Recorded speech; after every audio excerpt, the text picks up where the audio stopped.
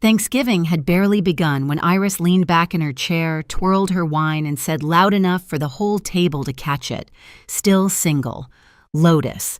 At 34, that's rough. No whisper, no hesitation. A clean, deliberate strike. Mom froze. Dad stared at his plate. No one defended me again. I set my fork down, feeling years of swallowed hurt settle into something sharper. I wouldn't worry about me, I said. I'm married. The room went silent. Even the old hallway clock seemed to stop. They didn't know it yet, but that one sentence was about to tear our family wide open. I grew up in that house. Same creaking floors, same framed photos lining the hallway, same pine-scented candles. My mother lit every holiday, as if smell alone could convince people we were a picture-perfect family. But perfection only works from a distance. Once you got close, you could see the cracks, the way conversations always tilted toward Iris, the way Dad shrank whenever conflict approached, the way Mom's eyes softened only when her younger daughter walked into the room. I used to think I imagined it. Kids tell themselves stories to survive the imbalance. But somewhere between my 20s and my 30s, the pattern sharpened. Every milestone of mine was quietly minimized, while every milestone of Iris's became a family production. When Mom and Dad forgot my college graduation because Iris had a can't-miss sorority event, they insisted it was an unfortunate overlap. When they skipped my birthday dinner 2 years in a row because Iris was touring wedding venues, "You know how important this is for her," Mom had said, like my existence was an optional update. When I moved to Seattle and bought my condo without help, I sent photos. They never asked how it felt to do that alone. The truth was, they didn't ask much about my life at all. And yet every holiday, I still made the drive home. 4 hours each way. I brought pies, flowers, gifts. I tried. Maybe too hard. Evan used to tease me gently about it. You don't have to earn a place that should already be yours. I'd smile like it didn't hurt, like I didn't wonder deep down if maybe I did. Walking into the house that afternoon, I felt the familiar tightening in my chest. The entryway looked the same as always, the heavy mirror Mom adored, the coat rack leaning a little to the left, the faded rug Iris ruined in high school, and somehow never got blamed for. But I wasn't the same. Something in me had shifted long before Thanksgiving, some quiet part that stopped hoping they'd notice I wasn't okay. When I stepped into the kitchen, Mom hugged me with one arm while stirring gravy with the other. "Lotus, sweetheart, you made it," she said, voice light but distracted. No question about my drive, my work, my life.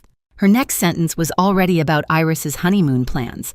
Dad gave me a tired smile over a pot of mashed potatoes. I scanned the room. Iris wasn't there yet, but her presence was. Photos from her wedding, big white dress, expansive venue. Her beaming next to Colin covered the fridge like it was a shrine. My own wedding photo, not a single one, not even a printout. My stomach nodded. 8 months.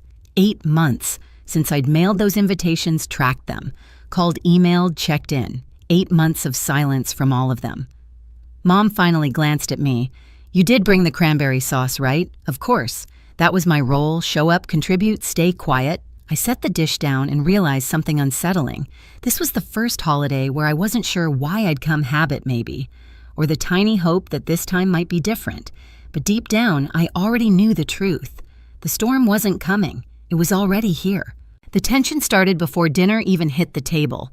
Iris breezed in 20 minutes late, her heels clicking across the hardwood like she owned every step. She kissed Mom on the cheek, hugged Dad like she hadn't seen him in years, then gave me a quick glance, barely a nod, like I was a distant coworker she couldn't fully place. "Traffic was insane," she announced, shrugging off her coat. "Colin dropped me off so he could park. Partners don't get holidays off, you know." Mom's eyes glowed with pride, the kind she reserved only for Iris. That's what happens when you marry someone successful. The words weren't aimed directly at me, but they hit just fine. We moved toward the dining room, and I heard Iris whisper something under her breath, soft enough to hide, sharp enough to cut. Mom laughed, quick and brittle. Dad cleared his throat in that familiar way, the one that meant he'd heard something he wouldn't address. By the time we sat down, the hierarchy was already set, Iris front and center me as background noise. It was a role I had played my entire life, spoken over, brushed aside, expected to absorb whatever casual cruelty slipped out under the table. But something was different in me this year. The words didn't sink into the same old place. They hovered unsettled, like they were looking for somewhere new to land. Mom launched into a fresh recap of Iris's wedding. She never tired of reliving it. The venue had a wait list, but Iris found a way. And the flowers, oh Lotus, you should have seen them, breathtaking. I had seen them twice, online, alone.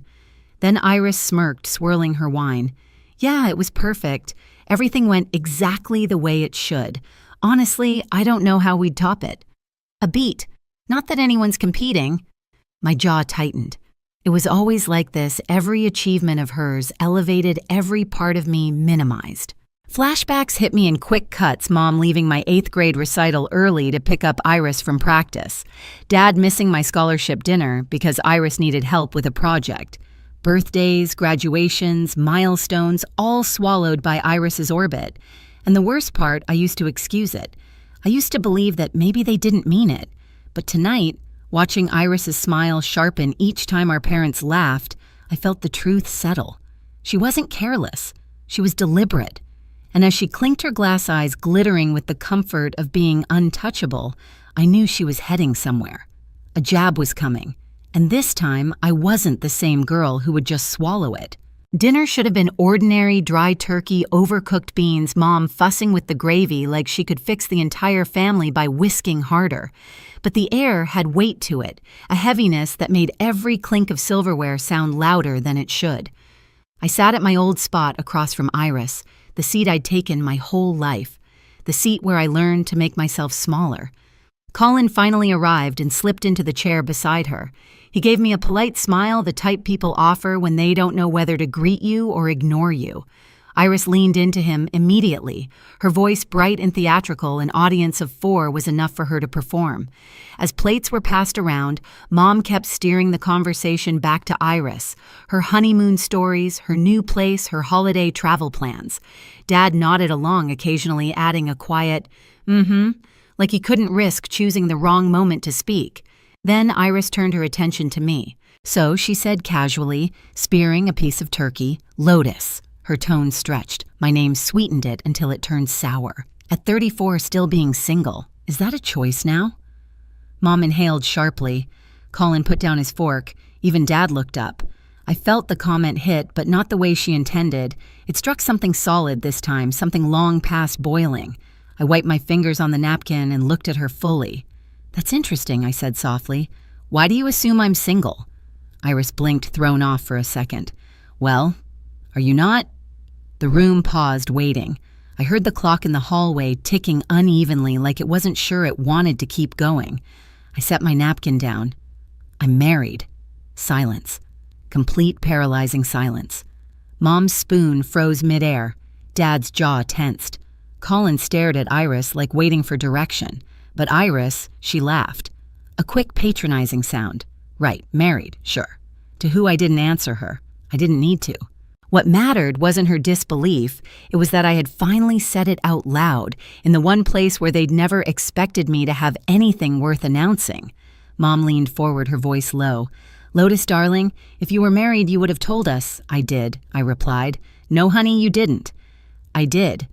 I repeated calmer this time. 8 months ago. Their faces fell in sequence confusion. First, then denial, then something sharper, fear. Iris scoffed, masking her tightening shoulders. Come on, we never got anything. Not an invite, not a call, nothing. I held her gaze. You didn't get them because someone made sure you wouldn't. Her smirk twitched. Excuse me? Mom's voice trembled. What are you implying, Lotus? I didn't answer her either.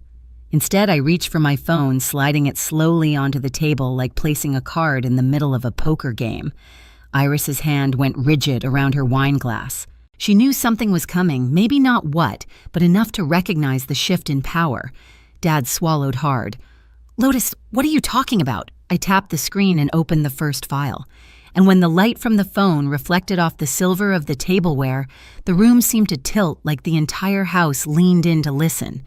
I'm talking about the invitations, I said, the ones I mailed. The ones that were signed for, the ones that never made it to anyone but her. I didn't point at Iris. I didn't have to. Every eye at the table landed on her automatically. Her lips parted, her shoulders stiffened, her mask perfect for so long finally cracked. And I hadn't even shown them the proof yet. I didn't rush. I let the silence wrap around the table, thick and unmoving, while Iris's fingers tightened around her glass like she could squeeze the truth back into the stem. "This is ridiculous," she muttered. "Nobody got anything from you, Lotus. If you were actually married, which I doubt you would have made sure we knew." I turned the phone so everyone could see the screen. I did make sure. The first record was simple. A tracking history. 5 envelopes, 5 destinations. Delivered, signed for, all on the same morning. Dad leaned closer, squinting. Signed. By who? I zoomed in. The signature wasn't just familiar, it was unmistakable. A looping eye that trailed into a tight scribble. Iris's signature. I watched the color drain from her face before she forced a laugh that didn't belong in her throat. "Anyone can sign for mail, Lotus. Delivery people mess things up all the time." "They didn't," I said, "because I checked. Twice. And the carrier confirmed it was received at this house." Mom's eyes flinched at the word confirmed, as if it poked through whatever denial she wanted to hold on to. Dad's breathing grew shallow. Colin glanced between them all like he'd suddenly been dropped into a conversation he didn't understand. I swiped to the next screen. "Email activity logs." "Here," I said. "The electronic invitations. They were opened from this house's IP, then deleted." Mom clasped her hands. "Maybe your father opened it by accident." "I didn't," Dad said abruptly, voice cracking. "I don't even check that inbox." That alone was a revelation. Dad rarely contradicted Mom and almost never in front of company. Mom's gaze darted to Iris. "Sweetheart, do you know anything about this?" Iris straightened her spine. "No," she said flatly. A single syllable coated in ice. But her eyes, those betrayed her. I wasn't finished. I opened the call log next. I called on May 4th, and May 11th, and May 18th, 20th, 25th. I listed them slowly, letting each date settle like pebbles, dropped one by one into a well. Voicemails, texts, even a message in the family group chat. Dad frowned. "Group chat." "I'm not in a group chat with you," Mom said. "You were," I replied, "until someone removed me." That landed hard. Even Colin shifted. "Iris," Mom whispered. Iris slammed her palms onto the table so suddenly the silverware rattled. "Why are you attacking me because you didn't get the attention you wanted? Because your life isn't as exciting as mine?" I almost laughed. Not because it was funny, but because it was so familiar. The deflection, the arrogance, the certainty that if she refused responsibility loudly enough, everyone else would fall in line to protect her. "I'm attacking you," I asked, voice calm. "You're the one who made sure my wedding happened without my family." Her jaw twitched. "I didn't do anything." "Yes, you did," I said. "You signed for the mail. You opened the emails. You deleted them. And you let me think for 8 months that I meant that little to all of you." Mom gasped softly. Dad closed his eyes. And Iris, she broke. Not all at once, but in tiny fractures I could finally see. "You're so dramatic," she snapped. "You always have been. You take everything personally. I got married," I said, "and none of you came." That stopped her. Stopped all of them. Dad swallowed. "Lotus, why didn't you call again? Or come in person if it mattered that much?" A spark of old pain lit inside me, but I didn't raise my voice. "I did call, over and over. I sent reminders. I begged. I gestured to the logs. I chased the people who should have been chasing me." Mom pressed a napkin to her lips like she could blot out the truth. We had no idea." Her voice wavered at the edges, the first crack in the story she wanted to believe. But Iris, she wasn't done. "Maybe," she said quietly, "maybe the invitations weren't meant to be seen." The words fell like acid. Mom stared at her. "What does that mean?" Iris's eyes flickered with something between panic and pride. "It means she whispered that it wasn't a big deal. Her little beach wedding. 20 people. Come on." I wasn't going to let her ruin the momentum before my wedding. Dad froze. Mom's hand slipped from her mouth. Colin blinked like he'd never truly seen his wife before. "You threw them away?" Dad asked, voice trembling. "I didn't throw them away," she snapped. I just kept them from distracting everyone. I was getting married. It was supposed to be my year, and mine didn't count. I asked quietly. She looked right at me, eyes glossy, jaw tight. No, she said. It should have hurt more. Maybe once it would have destroyed me, but in that moment, it clarified everything. I see, I whispered. Mom turned to Iris, voice sharp for the first time in years. How could you? Iris recoiled. Don't make me the villain. Lotus has always been jealous. That was it. The moment I felt something inside me settle with absolute clarity. I'm not jealous of you, I said. I never have been. I'm hurt. And I'm done pretending it doesn't matter. I stood. My chair scraped against the tile. A small final sound that sliced through the room. Where are you going? Mom asked, almost panicked. Away, I said. Away from a table where I've been invisible my entire life. Dad rose halfway, reaching out. Lotus, wait. I shook my head. I spent 8 months waiting. I'm finished. As I turned toward the front door, Iris spoke again, raw, shaky. You ruined Thanksgiving. No, I said softly. You ruined my wedding. This is just the truth catching up to you.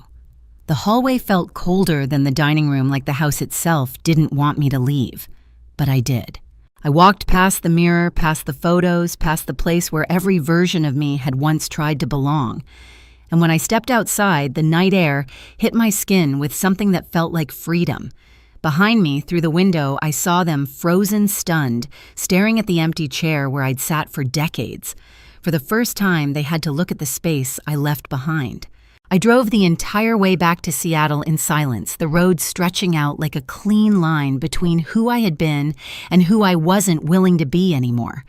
When I walked into our apartment, Evan didn't ask questions. He just wrapped his arms around me, grounding me in a way my own family never had.